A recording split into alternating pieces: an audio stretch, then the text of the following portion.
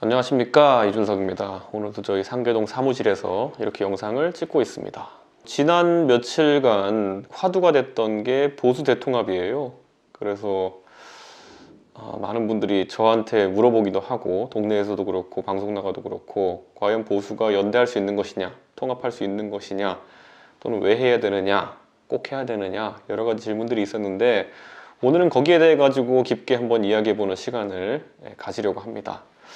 사실 보수 통합이라고 하면은 한 번도 보수가 해본 적 없는 그런 절차일 거예요. 왜냐면 과거 같은 경우에 진보 진영이 선거를 앞두고 연대나 통합을 한다라는 거는 흔히 있었던 일인데, 보수 진영 같은 경우에는 뭐 3당 합당 이후로 뭐 그렇게 크게 분열돼 본 적이 없기 때문에 참 생소하고 기술적으로도 안 해본 일이기 때문에 많이 혼란을 겪을 것 같은데, 우선 그 당위성에 대해서 한번 짚어보자면요, 많은 분들이 저에게 보수 통합이 꼭 필수다라고 이제 주장하시는 분들이 있어요. 자, 그것의 핵심은 보수가 통합을 하면은 선거에 더 유리하다라는 이런 관점이거든요. 근데 잘 생각해 보시면은 그것도 생각하기 나름이에요. 왜냐면은 예전에 박근혜 정부 말기에 2016년에 총선을 치를 때, 저도 그때 선거 나왔었죠. 새누리당이 지지율이 한 40%대 초반까지 나오던 시절에, 지금의 민주당이랑 비슷하죠. 그러던 시절에 민주당 지지율이 한 19%, 20% 이 정도 됐었어요. 그래서 그 한 20, 30% 정도는 무상층이 있었죠. 자, 그래서 많은 분들이 그 새정치민주연합이라고 그때 합쳐져 있던 민주당이 분열되면서 친문 계열의 더불어민주당이랑 그 다음에 비문 계열의 이제 DJ 계열의 국민의당으로 분화가 되어 나가면서 저 민주당 진영 쪽이 완전 둘로 쪼개졌네? 그러면 새누리당에 유리한 선거가 치러지지 않겠어? 이렇게 생각했거든요.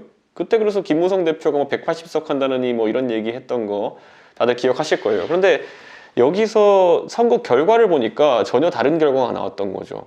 새누리당과 더불어민주당의 양자 구도였다면은 새누리당을 그다지 좋아하진 않는데, 민주당이 너무 싫은 사람들이 누굴 찍었었냐면은 그 국민의당을 찍었던 거예요. 그래가지고 오히려 분열이 됐음에도 불구하고 민주당 쪽 진영 쪽의 표가 많이 올라가는 효과가 발생했거든요. 저는 그게 이제 여당과 야당의 표의 결집도의 차이라고 보는데, 그 당시에 야당 같은 경우에는, 그러니까 새정치민주연합 같은 경우에는 어쨌든 야당이니까 한 이명박 박근혜 정부 동안에 한 9년 동안 8년 동안 절치부심하면서 기다려왔던 게 있는 거예요. 그 절치부심의 세월 동안 다져진 지지율이라는 거는 굉장히 견고한 지지율이에요. 그런데 반대로 그 당시에 민주당이 무능력해 보여서, 민주당이 싫어서 새누리당을 그래도 지지한다고 응답해서 42% 플러스 알파 정도 되는 분들은 아주 느슨한 지지율이었던 거예요. 여당이다 보니까 얻는 그런 프리미엄 지지율도 있었을 것이고, 내가 진짜 새누리당을 좋아하는 건 아닌데 저 민주당 사람들이 너무 마음에 안 들어서 안 찍는다 이랬던 분들은 안철수의 국민의당이라는 대안이 생기자마자 그쪽으로 표가 이탈했던 것이겠죠.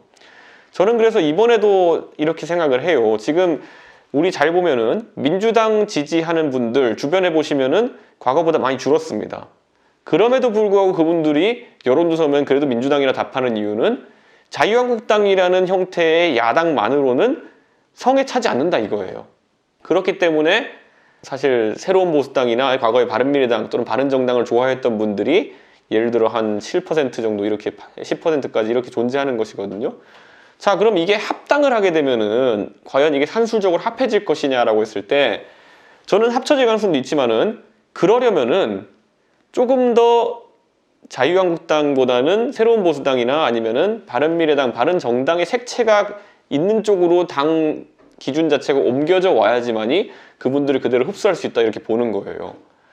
자, 만약에 보수 대통합이 이루어졌는데 당의 지향점, 정책, 그리고 대표 인물 이런 것들이 자유한국당에 가까워요.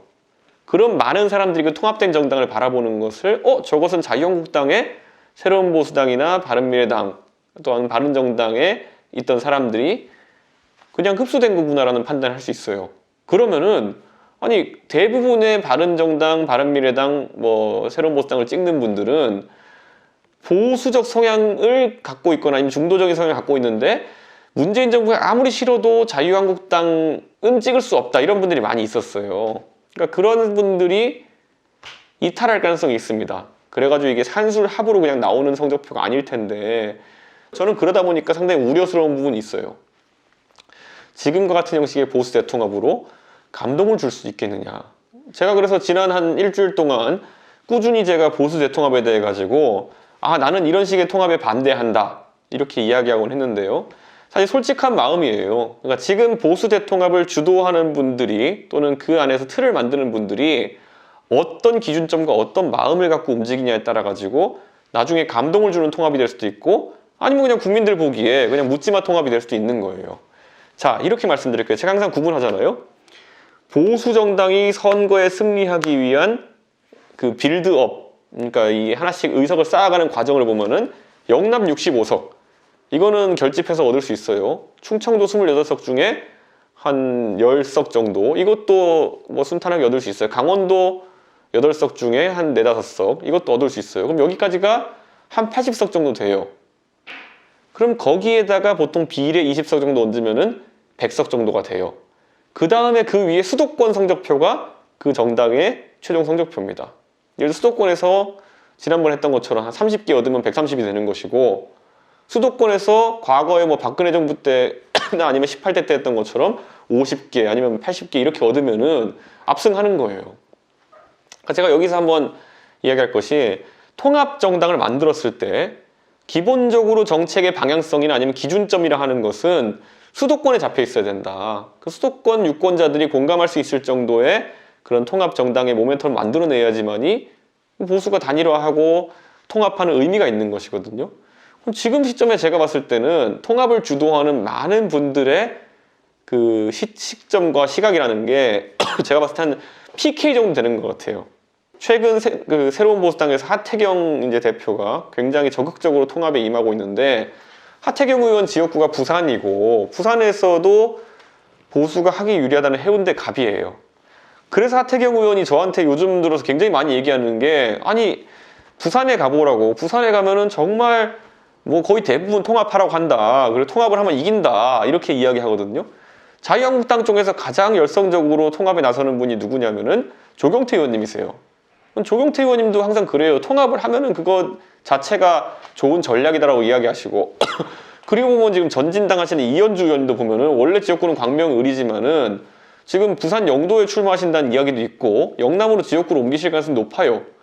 부산을 기반으로 하는 정치인들 같은 경우에는 딱 그 정도까지 온 거예요. TK는 그러니까 연대는 합당 없어도 이긴다. 그러니까 조용하잖아요 보면은. 부산쯤 되는 곳들 같은 경우에는 통합만 하면 이길 것 같은데 그러니까 통합만 하자는 거예요.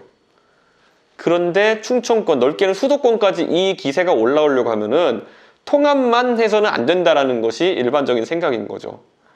지금 만약 이 영상을 시청하시는 분들 중에 부산이나 대구 분들이 있다면은 제가 무슨 달나라 얘기 하나 이렇게 싶겠지만은 서울에 오잖아요. 서울이나 수도권에서는 자유한국당에 대한 비토 정서, 거부감이라는 게 말도 못하게 심해요. 네, 그래가지고 거기서 제가 만약에 제가 자유한국당 단일 후보가 된다고 했을 때 혹시라도 혹은 통합정당의 단일 후보가 된다 했을 때 어떤 혁신이나 이런 게 없이는 글쎄요 제가 지역 관리 열심히 하는 편인데도 불구하고 서울의 강북 지역의 상계동에서 많으면 한 37에서 41? 요 정도 사이의 득표를 아마 얻을 거예요. 근데 그럼 뭐예요? 그러면 낙선이지. 그러니까 제가 계속 지적하는 게 뭐냐면은 결국엔 당선에 이르는 임기치 정도의 변화를 만들어내지 못하면은 사실 뭉쳐서 주거나 그냥 주거나 그게 그거라는 생각을 많은 출마하는 사람들이 할 거예요. 지금 제가 뭐 서울의 제 강북 지역에 제일 어려운 곳에 있지만은 노원, 도봉, 강북 이런 데 솔직히 자유한국당이나 아니면 보수진영에서 저같이 상계동이 고향이라 가지고 고집스럽게 이러고 있는 사람이 아닌 이상 출마를 획책하는 분들이 많지 않아요. 제 주변에도 보면은. 그분들이 뭐 출마를 할 생각이 있으면 동네 이름이라도 들리고 뭐 인사 다닌다 소문이라도 들릴 텐데 많지가 않아요. 기껏해야 도봉을에 이제 그 김선동 의원도 워낙 열심히 하시니까 동네에서 평판이 좋아서 지금 버티시는 거지 일반적으로 뭐 다른 곳들은 아주 힘든 상황이에요. 그러니까 제가 말씀드리고 싶은 거는 결국에는 많은 보수 중도 성향의 시민들이 원하는 그런 문재인 정부를 저지할 수 있는 통합이라는 것이 지금같이 그냥 막연히 합치면 된다. 이런 정도의 생각으로 움직였으면 되는 게 아니에요. 저는 그래서 굉장히 안타깝고, 저는 그래서 이제 두 가지 요소를 제가 통합에 있어가지고 선결 과제로 내세우고 또 역할 분담으로 이야기하는 것이, 저는 두 가지의 신이 필요하다 봐요. 신자 들어가는 행위가 필요하다 보는 것이, 자, 다선 의원, 중진 의원, 그리고 보수의 대선주자급, 지도자급 인물들이 해야 되는 건 뭐냐면요, 전부 다 작정하고 험지 출마를 해야 돼요. 예, 그 험지라 함은 수도권에서, 자, 마지막으로 이제 그 보수와 진보가 단일 후보로 붙었던 그 선거가 어디냐면요, 2012년 12월 19일에 있었던 박근혜 문재인 그 대선이에요. 18대 대선. 그때 보면은 전국 단위에서는 51.6대 뭐 48.3인가로 이제 문재인 대통령과 박근혜 대통령에서 박근혜 대통령 51.6으로 이겼지만은, 서울 지역에서는 아마 문재인 후보가 그 당시에 조금 더 표가 나왔을 거예요. 자, 그때 판세 기준으로 보면요, 그때 그거를 이제 노란색과 빨간색으로 칠한 서울 지도를 보면요, 서울에서 그러니까 서초, 강남, 송파, 거기다 강동, 용산, 요 5개 구만 빼놓고는 다 문재인 후보가 이겼어요. 2012년 선거인데 다 이겼어요. 뭐 2017년 대선은 말할 것도 없고요. 그때는 다 이겼죠. 모든 지역구에서 문재인 후보가. 서울에서 서초, 강남, 송파, 그리고 강동, 용산 요 5개 지역 빼놓고는 저는 거기가 다 험지다 이렇게 보는 것이고, 거기에 대선주자급, 지도자급 인물들은 다 출마하시라 이렇게 권하고 싶어요. 네. 그게 바로 뭐냐면은, 아까 제가 두 개의 신이 있다고 했는데, 장년층 그리고 그 중진급 다선 의원들이 할 수 있는 헌신이라는 거예요. 네. 헌신이 무슨 전제가 돼야 됩니다. 국민들이 통합에 있어가지고 지금 두 당이 합치고 이렇게 하는 것이 진짜 사심 없이 문재인 정부의 폭주를 막기 위해 가지고 하는 것이라면은, 저는 당연히 국민들이 지지를 해줄 것이다 이렇게 보는데, 그걸 헌신으로 받아들이게 하려면은 다선 의원들이 전부 다 험지 출마를 해야죠. 자, 그러면 다선 의원들 말고, 자, 또 하나의 실은 뭐냐면은 젊은 세대, 그러니까 저나 아니면은 뭐 정치 초년병들 같은 경우에는, 그리고 젊은 세대, 지금의 20, 30대 세대 같은 경우에는 혁신을 주도해야 돼요. 그게 하나의 신인데, 그 혁신이라 함은 제가 몇 번이나 설명했지만은, 젊은 보수, 20대, 30대 보수가 생각하는 우리 사회의 갈등 요소, 그리고 우리가 정치권에서 다뤄야 될 요소가 5, 60대, 70대의 장년층, 노년층 보수가 생각하는 지점과 굉장히 달라요. 그러니까 보수가 그 통합된 보수 정당이라는 게 나와서 성공하려면은, 그 정당이 매번 그 장년층이 이야기하던 안보의 문제라든지 대북관계, 낙수경제론 이런 것들을 다루는 것에 그치지 않고 젊은 사람들이 중요하게 생각하는 문제, 그러니까 경쟁에 대한 얘기, 공정함에 대한 이야기, 이런 것들을 다루면서 뭐 젠더 이슈 이런 것들, 아주 관심 있는 것들을 다룰 때 저는 보수가 과거처럼 그 지형 자체가 넓어져 가지고 성공할 수 있다 보는 거예요.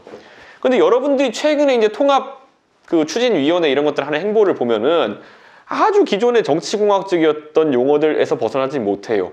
뭐 공천을 어떻게 할까, 뭐 지분을 어떻게 할까, 이런 이야기. 뭐 어떤 분들은 저한테 제가 보수 대통합 무작위로 그냥 그냥 아무 뭐 명분 없이 하는 것에 제가 반대하잖아요. 그럼 어떤 분들은 저한테 막 화나서 이렇게 말씀하시는 분도 있어요. 야, 너 공천 못 받을까봐 너 지금 그렇게 하는 거 아니야? 반대하는 거 아니야? 이런 얘기 하는데요.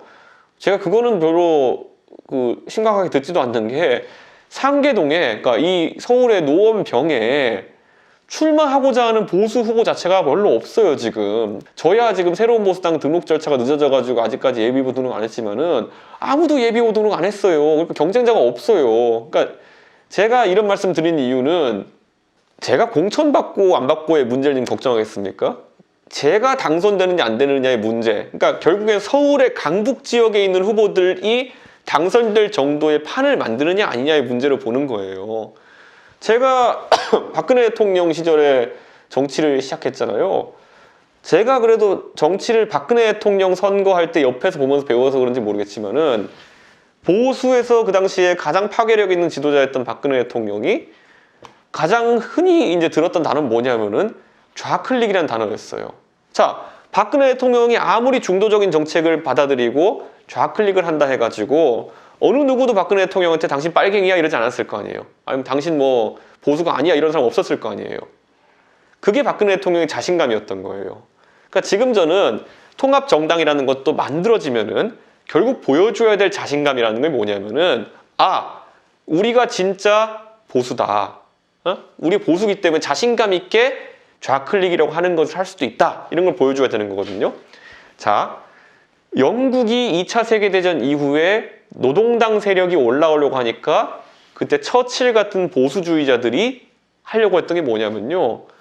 조금씩 이제 처칠이라고 하면 굉장한 보수주의자예요. 이 사람은 뭐 우리로 치면 완전한 꼰대예요. 근데 그랬던 처칠이 받아들인 게 뭐냐면은 사회보장제도. 과거에는 웰페어라는 단어로 복지를 이야기했다고 하면은 사회안보라는 개념, 소셜 시큐리티라는 개념을 도입해가지고 보수가 이제 따뜻한 보수를 하자는 취지로 갔던 거거든요. 이거 우리나라에서 어디서 많이 들었던 얘기일 거예요. 보수가 복지를 이야기하고 따뜻함을 이야기한 것이 그때 2012년에 박근혜 대통령의 좌클릭을 통해 가지고 시작됐던 거거든요. 저는 그게 굉장히 시대 조류에 맞는 선택이었다. 그랬기 때문에 박근혜 대통령은 그 당시에 당선될 수 있었다. 이렇게 보는 것이고, 그 이후에 그럼 박근혜 대통령이 직접 대통령을 하면서 집권기 내내 주변에서의 이제 관료들이나 아니면 이런 사람들의 이야기를 듣고 중도의 길에서 벗어나는 순간, 그러니까 보수의 길을 더 완고하게 가는 순간부터 저는 박근혜 대통령에 대한 인기가 떨어졌다 이렇게 보는 것이거든요.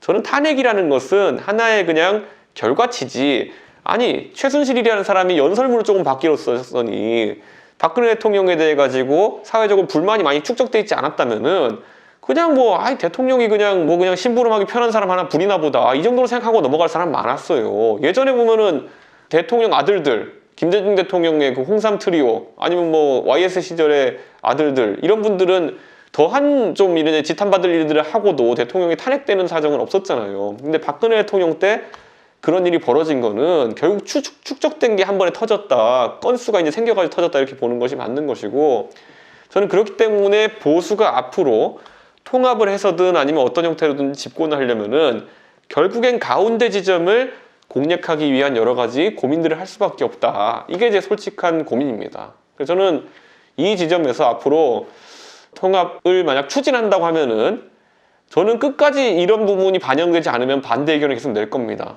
뭐 제 개인적인 거취라는 것에 대해 가지고는 저는 뭐 통합이 뭐 됐는데 진짜 뭐 아무 의미 없는 통합이다. 그리고 내가 이 과거로 회귀한 새누리당 때보다도 못한 형태의 정체를 가지고 제가 상계동의 노원병의 험지에서 선거에 도전한다고 하는 것은 제가 하긴 하겠지만 이게 의미가 있는 도전인가 싶을 정도로 굉장히 어려운 도전일 수 있어요. 그렇기 때문에 저는 제가 지금 가가지고 유권자 한 사람 한 사람 만나면서 저 진짜 하고 싶은 게 지금 선거운동이에요. 예. 오랜만에 동네에 가가지고 계속 인사도 드리고 또 반갑게 맞아주시는 분도 많으시고 또 그러면 제 정책도 설명드리고, 이게 제가 진짜 하고 싶은 것이거든요. 근데 요즘 그것에 투자할 시간이 아주 부족한 게, 애초에 우리가 항상 운동장에 줄 서는 비유를 하지만은 운동장에 학생이 기준하고 제대로 된 위치에 손을 들어야지만 그 다음 판이 짜여지는 것인데, 지금 이 보수 대통합이 가는 길이라는 거는 혼자 무슨 저 귀퉁이에 들어가가지고 그늘진에 들어가가지고 기준 이렇게 손 들고 있으니까 이건 뭐 제대로 판이 짜여지지가 않는 거죠. 그러니까 저는 이거는 앞으로 계속 좀 살펴봐야 되지 않을까 그런 생각을 하게 됩니다. 참 걱정되는 부분이 많은 그런 상황입니다. 어쨌든 앞으로도 보수 대통합에 대해서 이런 얘기를 많이 할 텐데, 제가 사실 보수 진영에 대해 가지고 저는 단 한 번도 방송이나 어디 나가가지고 제가 보수가 아니라고 한 적이 없죠. 왜냐면 저는 앞으로 제가 정치를 20년이고 30년이고 계속 한다고 했을 때, 운이 좋아서 계속 한다고 했을 때, 제 가장 꿈은 뭐냐면은 보수의 그 핵심 가치들을 되살려내는 거예요. 그러니까 우리 사회는 지난 한 10년, 20년을 겪으면서 보수가 너무 위축되어 있어요. 예를 들어 문재인 정부의 공무원 늘리고 방만한 국가 운영 이런 것들 지적하기 위해서는 보수도 거기에 대한 상대 전략으로서 작은 정부라든지 공기업들의 민영화 이런 것들도 다룰 수 있어야 되는 것이거든요. 그런데 지금까지 이제 그 진보 진영에서 제가 방금 전에 말했던 것들, 민영화 같은 경우에는 굉장히 단어에 대한 부정적인 어감을 심어줬어요. 예, 민영화 하면은 뭐 요금이 확 뛰어오르고 무슨 뭐 기본적인 서비스를 제공 안 해가지고 서민들이 힘들어한다 이런 이야기를 하는데, 이런 그 망상들 있잖아요.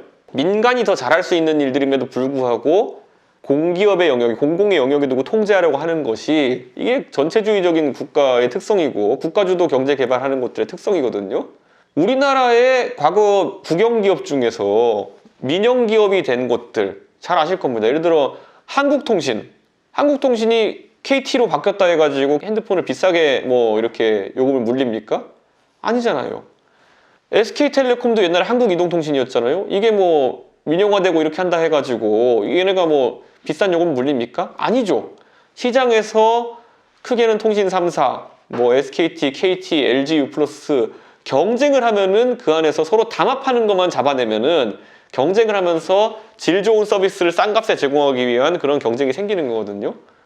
아니 거기다가 알뜰폰 이런 것까지 있어가지고 굉장한 경쟁 시장이 핸드폰 시장인데 예를 들어 포항제철이 포스코로 이제 민영화됐다 해가지고 저는 포스코가 그럼 국제적으로 경쟁을 하는 기업인데 철을 비싸게 판다?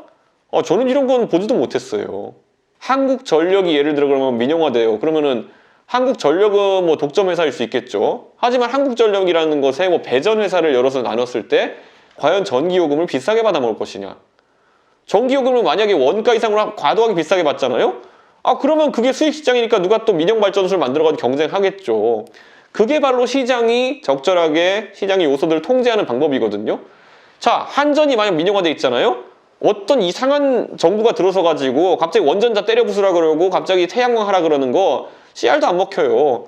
시장 논리에 따라 가지고 그리고 안전함을 스스로 관리하면서 굴러가는 게 시장이거든요. 근데 그걸 이제 정부가 통제하려고 드니까 지금 같은 문재인 정부의 모든 전방위 관치가 이제 이루어지는 것이거든요. 저는 그래서 앞으로 보수가 문재인 정부에 대해서 대응하는 방식도 보면은 정확하게 대안을 제시하는 것이 있어야 된다. 그 대안이라는 것이 뭐 완전 새로운 얘기도 아니고 정말 필요한 지점에 보수의 핵심 가치들, 이념들을 주입하는 것만으로도 그것이 가능하다. 저는 이렇게 생각합니다. 아니 2년 전에 보면은 그 더워가지고 막 전기요금이 비싸니 해가 누진제를 없애니 막 이런 얘기했던 적이 있었는데 그때 뭐 무슨 방송에서 캐나다나 미국의 전기요금 제도를 이야기하면서 우리도 그렇게 가야 된다 이야기했는데 캐나다나 미국 같은 경우에는 전기업체가 전부 다 민영이잖아요. 언제는 또 민영화하면은 비싸다고 난리치더니만은 그런 배전 시스템이나 전기 시스템에 대해서 미국과 캐나다가 싸다고 칭송하니까 저는 이게 진짜 이해가 안 가는 거예요. 그런 보수의 핵심 가치들. 자, 경쟁 같은 것도 보세요. 경쟁이 얼마나 지난 한 10년 동안 나쁜 것으로 묘사되어 왔습니까? 과도한 경쟁. 항상 경쟁 앞에는 그런 수식어가 붙어요. 과도한 경쟁, 무의미한 경쟁 뭐 이런 식으로. 자, 그런데 저는 앞으로 보수가 그런 경쟁의 가치를 다시 투입해가지고 공정한 경쟁의 틀을 만들어내는 것에 나선다면은 그게 이제 대학 입시나 이런 데서 보면은 수시냐 정시냐 논란에서 이번에 조국 사태를 보니까 경쟁을 도외시하니까 이런 아싸리판이 나오는구나 이런 걸 안다면은 저는 충분히 다시 한번 경쟁이라는 가치를 띄워볼 수도 있겠죠. 그런 게 아마 제가 봤을 때는 이번에 통합신당을 통해 가지고 만약 추진한다면은 보수가 되살려야 할 가치들인데 저는 이게 성공하면은 앞으로 제가 정치하는 동안에 그런 가치를 다듬는데 제 뭐 정치 인생을 걸 수 있겠지만은 그게 아니라 또 모여가지고 또 뭐 탄핵이 어쩌니 싸우고 무슨 뭐 문재인을 싫어했기 때문에 우리가 모였느니 이런 굉장히 수준 낮은 얘기가 오가게 되면은 중간지대에 있는 유권자들이 아마 배척할 것이다. 저는 이런 생각하기 때문에 앞으로 무턱대고 통합이 아니라 미래지향적인 아까 말했던 지도자들의 헌신이 있는 그리고 젊은 세대가 바라는 혁신이 있는 그런 형태의 통합으로 갔으면 좋겠습니다. 아마 다음 주에도 아마 이제 혁신에 대한 이야기 계속 하게 될 텐데요. 그때까지 안녕히 계십시오. 제가 돌아와가지고 더 자세한 통합 이야기 하겠습니다.